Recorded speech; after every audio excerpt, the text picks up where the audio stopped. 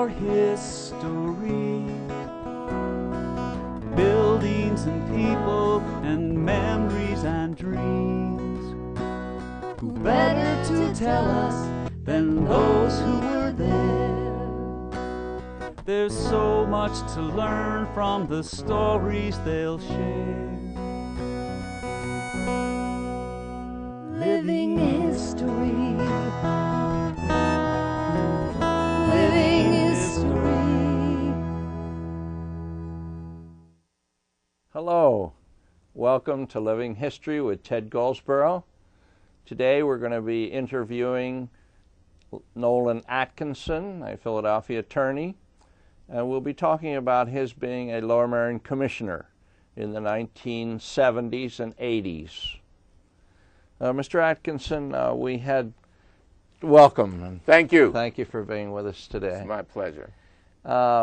We had discussed that you had run for, I'd like to discuss that you had run for Lower Merion Commissioner in 1969. And what else were you doing at that period in your life? Sure. In 1969, I had gotten a law degree and had gotten very active in politics, particularly the late Senator Robert F. Kennedy's campaign. And at that time, I also, and have always had a real interest in international relations and international law. And I had the opportunity to go to the University of Pennsylvania Law School and pick up a master's in international law.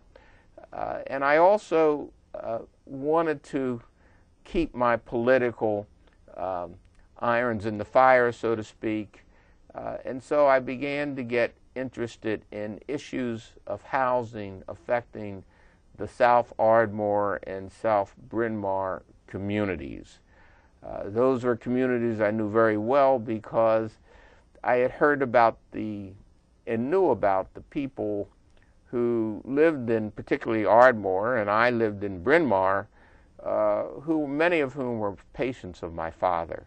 So it was a very comfortable transition to begin to look at some political and some housing issues that names that I had been hearing all my life were having issues that I wanted to see if I couldn't help out on.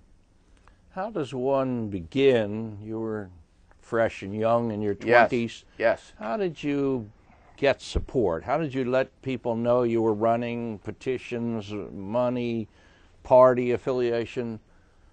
Well, I always believe that in politics you have to have some substance before you decide to run. You have to have done something. And I had gotten involved with the mainline branch of the NAACP, and they had commissioned a report on housing and where there was available land for new housing, which had individuals assisting in that report, one of whom was an individual by the name of Wilson Goode, who later became mayor of Philadelphia. At that time, he was at a nonprofit agency known as the Philadelphia Council for Community Advancement. And one of the areas that was considered a prime spot were the air rights to the old Ardmore Avenue School. And so we began to try and figure out whether there was some way that housing for moderate and low-income families could be built on those air rights. And I can recall a very early meeting, probably in 1968, with certain commissioners. At that time, the president of the board was a gentleman by the name of Hal Bemis, and others talking about what we could do to improve the housing stock in South Ardmore. So in 67 and 68, I developed somewhat of a reputation as being a proponent for better and new housing. And so it was it enabled me to begin to start a campaign, which took place in 1969. I lived at that time at 63 Greenfield Avenue, which has also been torn down. But I lived there for probably 1 or 2 years, and I was still a bachelor at that time, and it was sort of a large apartment, and it became a great place to run a campaign from. So that was a lot of fun. How close would that be to the firehouse, the Merion Fire Company? I think they tore down 2 houses, 61 and 63. And it was purchased by Frankel Chevrolet, and they wanted to put their where they were going to prepare new cars for sale into that building. Okay. And there was a lot of community opposition. One of the areas of campaigning that I had in 1969 was creeping commercialism, was what I called it. And that was the commercialism that went down into South Ardmore. And the purchase of those 2 houses to tear them down was exactly what you would call creeping commercialism. So this article, which I didn't know you had, but it's very timely, is exactly what we were trying to prevent. There was a lot of community opposition about the building of a Roy Rogers restaurant at the top of Simpson Road, Simpson and Lancaster. Right. And we started an organization known as ZAP, which was Zone Ardmore Properly. And so there were a number of substantive issues which I was able to tie to ultimately a campaign. And I've always tried to have some substance and some issues that I cared about and I thought people would care about as one of the reasons why I wanted people to consider me for a political office. How did you happen to choose the Democratic Party instead of the Republican Party? Well, I think my parents had always been Democrats. I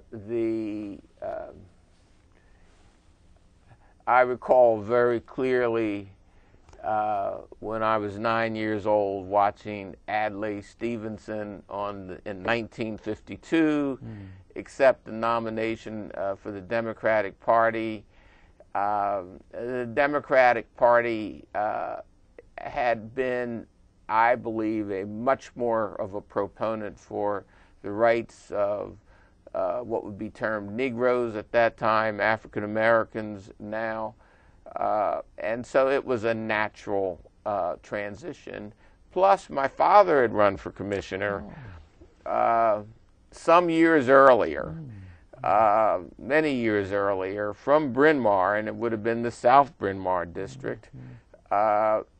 His campaign was not what I would consider a serious campaign, but he had allowed his name to be placed on the ballot. Most times Democratic candidates were not considered serious candidates in Lower Merion because it was a Republican district. And I like the challenge too. I like being the underdog and trying to be successful. Like chasing your sisters. Yes, yes. Right. I have a picture of you with a constituent, I guess. Yes, this was in the 1977 campaign, so I was a commissioner at this time. It was always important to me to have a full discussion with young people in campaigns because I thought it was important to hear their views, and I also felt the rhetoric from the younger generation always would be a little sharper, a little bit more difficult than the rhetoric from the older generation, so that if I could convince young people to vote for me, I thought pretty much I could convince anybody. So that was during a campaign event.